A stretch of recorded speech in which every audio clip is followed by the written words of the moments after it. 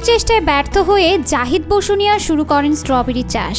অল্প দিনের মধ্যে বেকারত্বের অবসান ঘটিয়ে সফলতা অর্জন করে এলাকায় সাড়া ফেলেন জাহিদ। আমি পড়াশোনা শেষ করার পরে চাকরি করব না চিন্তা করে আমি আসলে কৃষি সেক্টরে আসি। তো আসলে কৃষি সেক্টরে এসে দেখলাম যে সবাই গতানুগতিক পদ্ধতিতে চাষাবাদ করে, আলু, ভুট্টা, গম এগুলো করে। তা আমার চিন্তা ভাবনা যে আমি ব্যতিক্রম কোনো কিছু করব এলাকায়। তো এই সুবাদে আর কি গত সিজনে আমি স্ট্রবেরি প্রথম করেছিলাম, এবার আমার সেকেন্ড টাইম স্ট্রবেরি করা।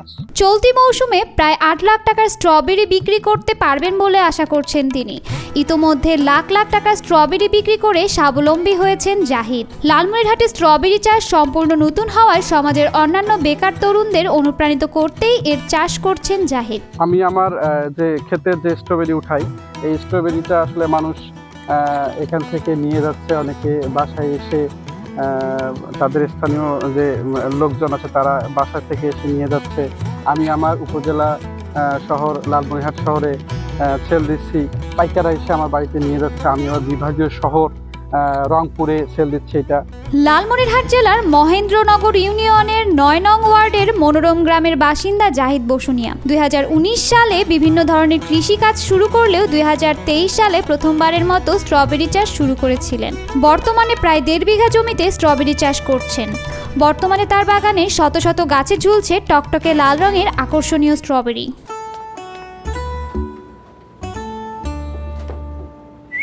এই ঈদে জুয়েলারি ক্লোদিং এ বিকাশ পেমেন্টে ডিসকাউন্ট।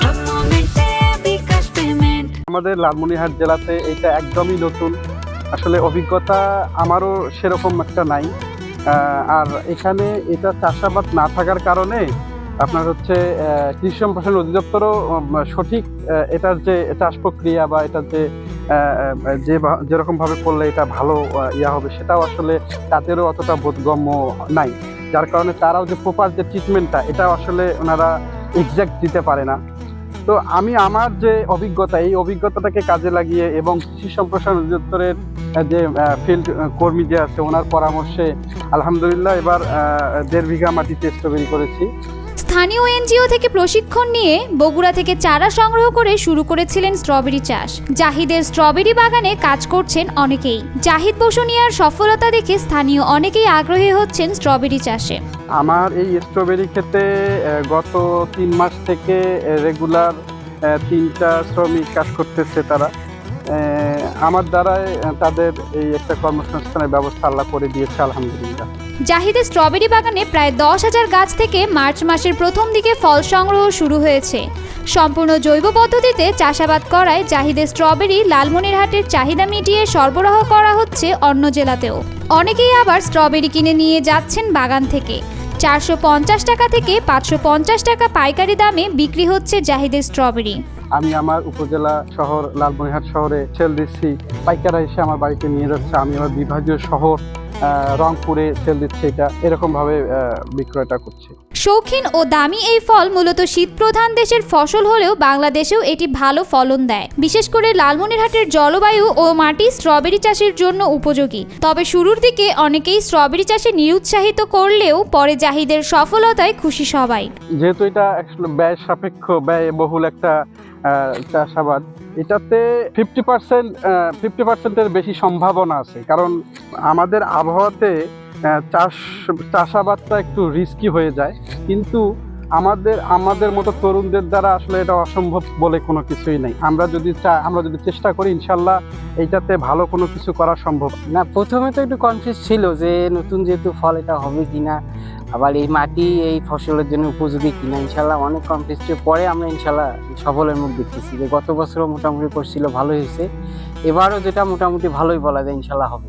দেখা যায় যে আমাদের এই দিক আলুই বেশি হয়, এই সময়টা আলুই বেশি হয়। বা আলু না করলে কেউ ভুট্টা লাগায়, আগাম জাতের ভুট্টা লাগায়, যে এই মাটিতে তো এই ফসল হবে না, বিদেশি জাতের ফল, এগুলো কেমনে কি এত টাকা খরচ হয়েছিল, যে টাকাটা পুরো লস হয় নাকি।